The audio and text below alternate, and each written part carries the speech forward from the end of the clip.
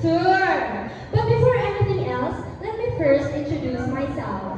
On behalf of Masbate Cape Tourism Travel Agency, I am Gail Francine Cabanta, or you can call me Ate Gail. To take us to our destination safely, here is our coach captain, Fernando Castro, or you can call him Kuya Fred. Say hi to Kuya Fred! Hi, Kuya Fred! So, now I'll just give Kuya Fred a copy of our itinerary. Ayan. So if you have any questions or clarifications, don't hesitate to approach me because it will be my great pleasure to assist you. So now, my dear tourists, when I say Eme, as in E-M-E, your response would be explore, Masbate, and enjoy, because that is our goal for this tour. Okay, again, Eme stands for explore, Masbate, and enjoy. Let's give it a try. Eme, Explore, Masbate, and nice. So, for today, before we proceed to our tour, I will first give you our safety protocols, guidelines, and precautions. Because my dear tourists, hindi naman pwedeng nag-e-enjoy lang tayo pero hindi natin sinesecure ang ating safety. So first, I am asking you to please stay seated while we're still on the van or kung hindi pa tayo nakakadating sa ating destination. And then, please take care of your valuables and don't leave your things unattended. Lalo na my dear tourists, pag tayo ay lilipat na sa ferry vessel for our sea trip because marami tayong mga kasabayang mga tao. Secondly, please sync your time with me so that no one will be left behind. In my time, it's exactly 6:15 a.m. Third, please pay attention when I speak to you. Stay with our group and follow all our safety rules. So I have here a first aid kit, my dear tourists, in case you encounter an accident or get wounded. Is that clear? Yes! Great, Emma! Explore, Masbate, and enjoy! So for our inclusions and exclusions, I will review it to you, but you can see it in your itineraries at the back of it. So for the inclusions, your total payment to our agency is 7,999 pesos. That includes all the environmental fees, driver and tour guides fees, and as well as the accident insurance, which is 100,000 pesos per pax. And also for the inclusions, it includes our transportation back and forth for ferry and for the van, and as well as our accommodation for 2 days and 1 night at Orchidia Guest House. And lastly, for the inclusions, the meals. So, specifically in the meals, we have 2 snacks, 2 lunch, 1 dinner, and 1 breakfast. And for the exclusions rather, we have there the activity fees. So when we say tourist activity fees, yan po yung mga karagdagang activity. For example, tayo ay nag-island hopping sa specific na island na to. And may nakita kayong clear kayak and gusto nyo mag-picture kagaya nung sa Instagrammable na Boracay Eme na picture. So meron yung fee, yung kayak. So it doesn't include in our inclusion rather. Is that clear? Next, for our exclusion is the souvenirs, of course. Kung gusto nyo bumili ng mga pampasalubong sa inyong mahal sa buhay, it doesn't include in our inclusions. And lastly, for the exclusion, all that is not included in the inclusion is part of the exclusion, basically. So now, my dear tourists, before we proceed, let me first do the head count, starting with you, Miss, including me as your tour guide. 1, 2, 3, 4, 5, 10, 11, and 12. Great, we are complete. Thank you for your cooperation. Before we take off, you can now do your own prayer. Now, my dear tourists, are you settled? Are you excited? Explore, Masbate, and So, Kuya Fred, let's hit the road. So, while en route, let me tell you an information about Masbate province. Because my dear tourists, mahalaga na pag tayo ay pumunta sa isang lugar, ay meron tayong knowledge about it. Kasi paano natin yun ma-enjoy kung hindi naman natin alam yung mga bagay tungkol sa lugar na yun, right?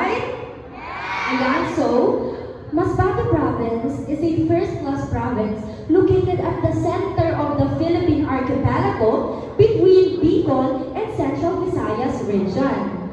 So this province has 3 main islands. Again, how many main islands? 3 main islands, which are Masbate, Ticao, and Burias. So my dear tourists, ang pupuntahan natin ay ang Burias. So now, did you know that the capital of the province is the Masbate city, which serves as the center of commerce and trade in the province? And another trivia, my dear tourists, did you know that this province of Masbate is also known as the cattle capital of the Philippines and has launched the only rodeo event in the entire Asian continent? So imagine, my tourists, sa buong Asian continent, yung Philippines lang yung merong rodeo event, and specifically, isa na yung sa Masbate. Ayan. So for the history of this place or this province, it is said that Masbate is formed out of molten or volcanic rocks. And also, the first Spanish expedition that explored Masbate was led by Captain Luis Enriquez de Guzman in the year 1569. So alam natin lahat na yung Philippines ay na-colonize ng Spaniards, right? And alam din natin na dahil sa kanilang pananakop ay nagkaroon ng Christianity sa bansa, right? Yes, basic history. Pero alam nyo ba na yung Christianity na lumaganap sa Bicol region ay nagsimula mismo sa Masbate province? Yun nga ay dahil nung dumating si Captain Luis Enriquez de Guzman, una siyang pumasok sa Masbate province. At yun ang naging simula ng paglaganap ng Christianity sa Bicol region. Isn't that intriguing? Very good. So now we'll come to the economy of Masbate. So the economy of Masbate, it is based on agriculture and fishing. We all know naman that Masbate is surrounded by waters.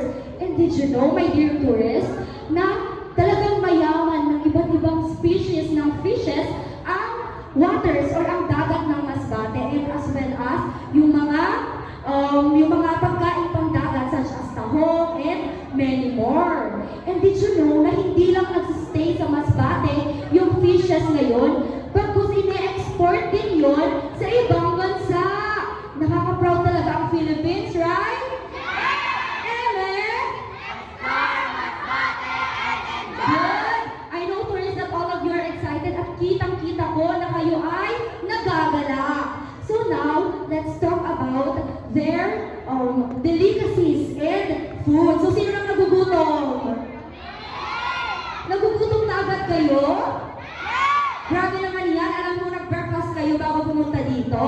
But now, let's talk about the food. In terms of food, Masbateños are very passionate about their cuisines.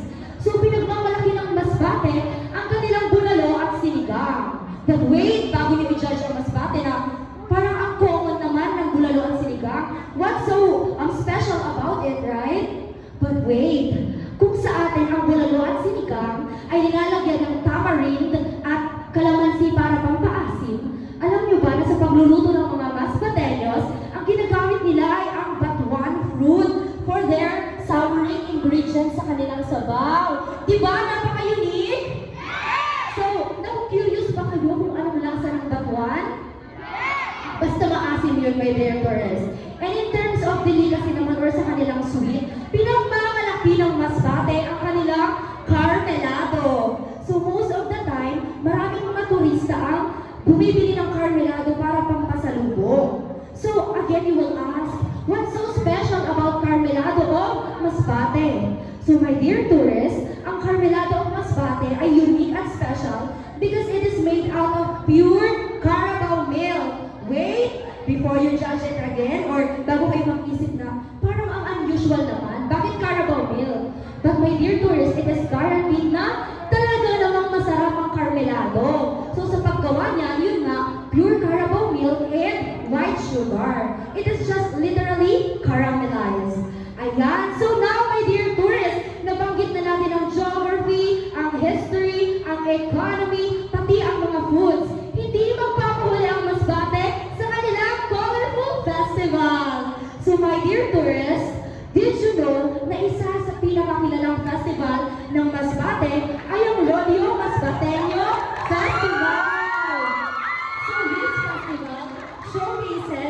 how the livestock or cowboy culture is cultivated in Masbate. So my dear tourists, did you know na sa Rodeo Masbate Festival, ang ginagawa nila ay bull riding or lasso-wing. So, my dear tourists, talaga namang mahirap sakyan ang isang bull kasi nga ito ay nagpupumiglas. Nagpupumiglas ang bull. And you know na ang waiting time para manalo ka sa bull riding ay 8 seconds. Imagine! Napaka-ikli 8 seconds pero pag nakasakay ka sa isang bull within 8 seconds, panalo ka na! So, ano yung ba na gumagawa nito? Para ang mga nag-perform dito ay ang matatapang na Masbateño. Ayan, talaga namang nakakatuwa sa Masbate, right? Amen? Explore Masbate and enjoy! Okay, my dear tourists, I know that all of you is really excited. Pero may sasabihin pa ang ate Gail nyo. In terms of population in Masbate, according to 2020 census, Masbate has 104,522 population and most of them speaks Masbate. Ayan, in terms of accessibility naman, kung iisipin niyo, my dear tourists, para makapunta ka sa Masbate, there are air and sea and land. So pag kayo ay pupunta sa Masbate through air, ang opening nan ay sa Masbate Airport. So ayan. Pero tayo, ang gagawin natin is syempre tayo ay sasakay sa ferry vessel kaya i-access natin ang Masbate through sea. So my dear tourists, I think nandito na tayo sa port of Pasakaw. My dear tourists, may I request you to gather here because you should follow me, follow my lead as we ride the ferry vessel here at Pasakaw. So now that all of you are seated, let me do the mandatory head count first. 1, 2, 3, 4, 5, 10, 11, and 12. Great, we are complete. So for the information of everyone, from the port of Pasakaw, we will travel in the sea. Tapos, ang dadating tayo sa port ng San Pascual. So is that clear? Yes! So ang travel time ay less than 3 hours. But don't worry, my dear tourists, I guarantee you na hindi kayo mababoard dahil sa ating sea trip ay ma-enjoy nyo ang breeze ng dagat. Ayan, so you might as well see dolphins. Isn't that great? So again, reminder in case you feel any uncomfortness or dizziness, I am here, your Ate Gail, and I will assist you. And I am here, my first aid kit. Ayan.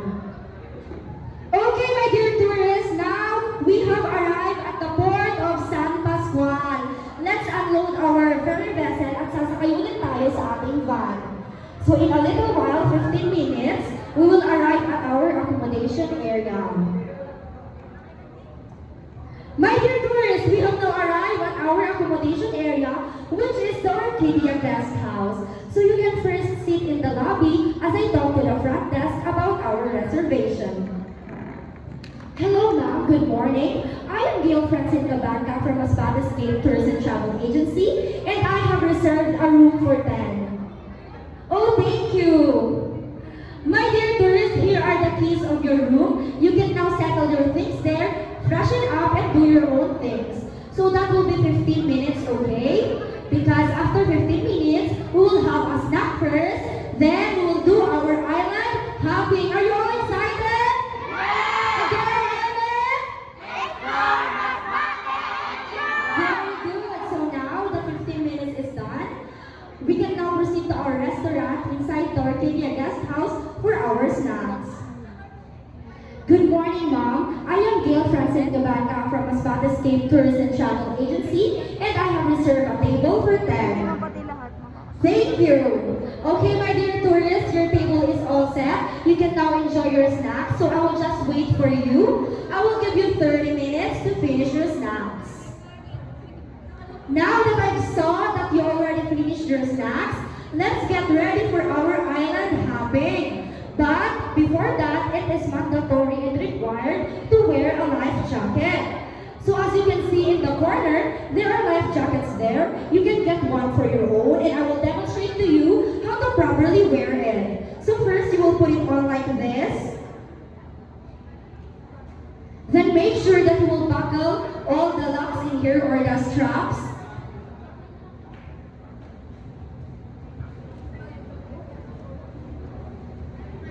And once you already finished that, you are ready. Let's go, Emmett! Explore, Masbate, and enjoy! Be careful as we ride our motorboat.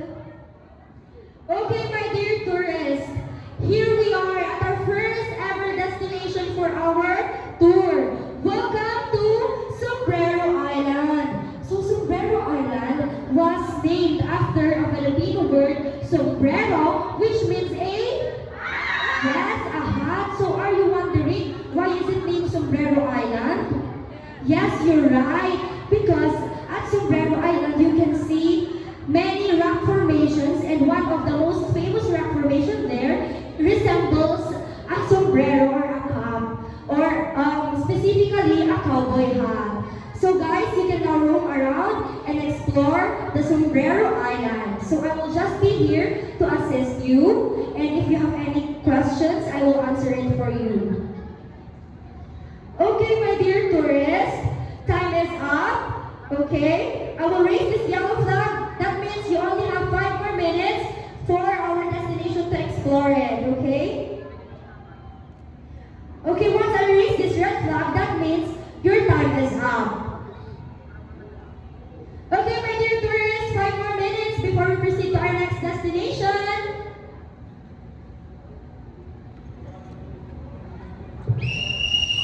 Time is up, my dear tourists. Please proceed to our motorboat, where we will proceed to our next destination. Now that we arrived here at our next destination, I want to welcome you at Animasola Island. So Animasola Island has many rock formations as well. And as you can see, the sea is so very beautiful. It's so blue, and look at the sun. The sun is so white. So now, my dear tourists, let's roam around. Let's walk in this island and appreciate its beauty. So now, my dear tourists, I think we've found the most fascinating rock of all. As you can see in here, my dear tourists, the rock formation is really a work of nature, or it shows the canvas of nature's beauty. Look at that! So yes, you will experience the beauty of it. You can swim, you can dive, you can wade around, and I will just be here for your assistance and for your help. Again, my dear tourists, this is Animasola Island. So now, you can now pitch your tents or settle your things here because we'll have our lunch in here.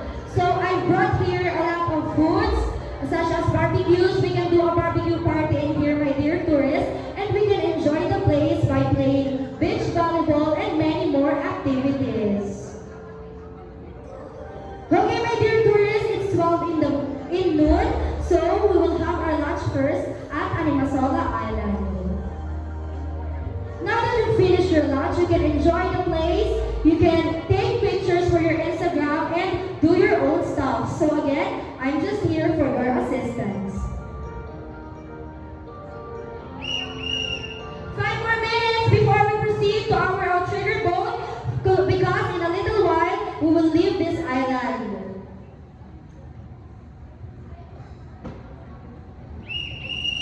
Time is up, my dear tourists. Please get inside our motorboat, for we will go back to our accommodation area. So now that you are here, let me ask you, my dear tourists, did you enjoy our first day of tour? That's great. I love it when you're smiling like that. It's so bright. So now, if you're exhausted, it's okay, because after we arrive at our guest house, you can have your dinner, then you can now have your rest. But dear tourists, reminder, for tomorrow's itinerary, you should wake up early because we will leave this accommodation area early too. Day 2. Maayong buntag, my dear tourists. So did you all have a good sleep? Are you cozy and comfortable with your beds? Very good. So please prepare now because in a little while we will have our breakfast. I will call you for your breakfast, okay? Good. My dear tourists, it's time for the breakfast. Please proceed to the poolside area of this accommodation because we'll have our breakfast there. Now that I see you nearly finished your breakfast, I want to remind you about our itinerary for today. So after your breakfast, we will now proceed to our last destination for this tour. This is the Goat Island. So my dear tourists, I want to remind you that at the Goat Island, there are no diner restaurants. So we will bring another food for us to enjoy at that island. So basically, we will spend our lunch at Goat Island Cove. Are you all excited? Yes! Good. So now, let's proceed to our motorboat for we will have an island hopping again. Now that we arrived here at our last destination, I welcome you to Goat Island Cove. So my dear tourists, are you wondering, bakit nga ba Goat Island ang tawag dito? My dear tourists, kaya Goat Island ang tawag dito, it's because marami ang mga goat o kambing ang naninirahan sa lugar na ito. As you can see, napapalibutan ito ng green pastures. So talaga namang rich ang soil nito for the cultivation of goat. Did you all know na hindi na kailangan alagaan ng mga locals ang goat dito because they roam around to themselves. Bale, nag-multiply and nag-breed ang mga goat dito, kaya dumadami ang kanilang goats. So, naging way din yun para magkaroon sila ng supply for goat meat. So now, my dear tourists, you can now roam around, enjoy the place, and have some pictures with you. Again, when I raise this yellow flag, that means you only have 5 minutes to roam around and enjoy. Then when you see me raise this red flag, that means time is up, okay? 5 more minutes before we proceed to our motorboat.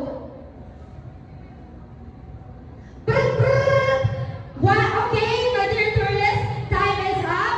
Please proceed to our motorboat because that will be the end of our 2 days of tour and adventure. So my dear tourists, I know that all of you are exhausted, all of you had fun. So sadly, I'm sad to announce that here ends our 2 days of tour and adventure. I hope that you all have gained knowledge and experiences with you that you can share with your friends or family. So my dear tourists, this is not yet the end. We can still see each other. So I will not say goodbye unless I will say next time again. So now, before I sign off again, I am Bill Francine Cabanca from Masbate Escape Tours and Travel Agency, and I want to give you a short message. That the world is wide and life is short. So travel far, explore more, and discover yourself. Again, maayong buntag sa indong gabos.